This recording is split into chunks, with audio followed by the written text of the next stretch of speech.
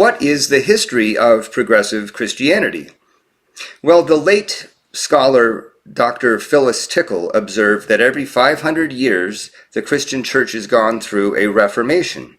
And wouldn't you know it, about the year 2000 has been a 500-year marker. And she was right on point in observing a reformation in the works. Now, progressive Christianity, like anything in humanity, doesn't come out of nowhere. It comes out of what comes before it. It's sort of like a family tree of jazz music and gospel moving into rockabilly and rock and roll, and now you've got heavy metal and so on. That's the way it is with religious movements and movements within Christianity. There's lineage.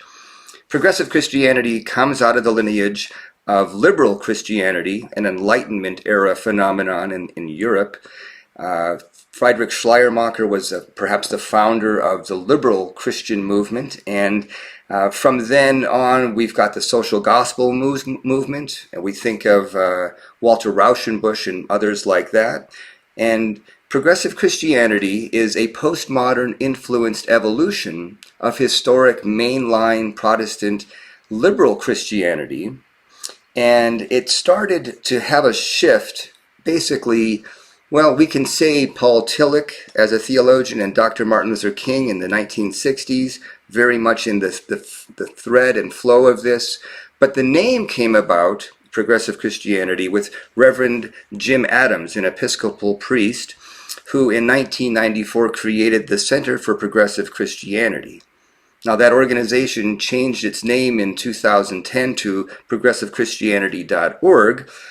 But during those years, there was the shift from liberal Christianity and its evolution into progressive Christianity. The late Bishop John Shelby Spong was very much in that transition. You can see that tracking of shift in his writings. Other great names are Marcus Borg, who in the year 2000 used the word progressive Christianity in one of his books. Richard Rohr is a Catholic expression that's contemporary. We think of Diana Butler Bass also. And then similarly, at the same time as the creation of progressive Christianity, the emergence of the emerging church, emerging Christianity, which is a postmodern influenced evolution of evangelical Christianity. And that began to, you think of Rob Bell, you think of the late Rachel Held Evans, John Pavlovich, recent writers.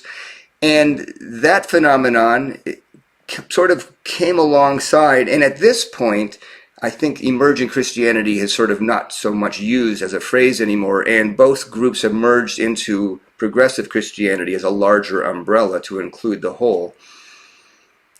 You can maybe even think about the work of Reverend Jim Wallace in liberal evangelicalism in the 1970s and 80s and ongoing as part of this convergence of lineages moving together into progressive Christianity. Progressive Christianity is a way to be relevant as Christian followers of the way of Jesus in the 21st century, and you're welcome to learn more. progressivechristianity.org has many resources to explore.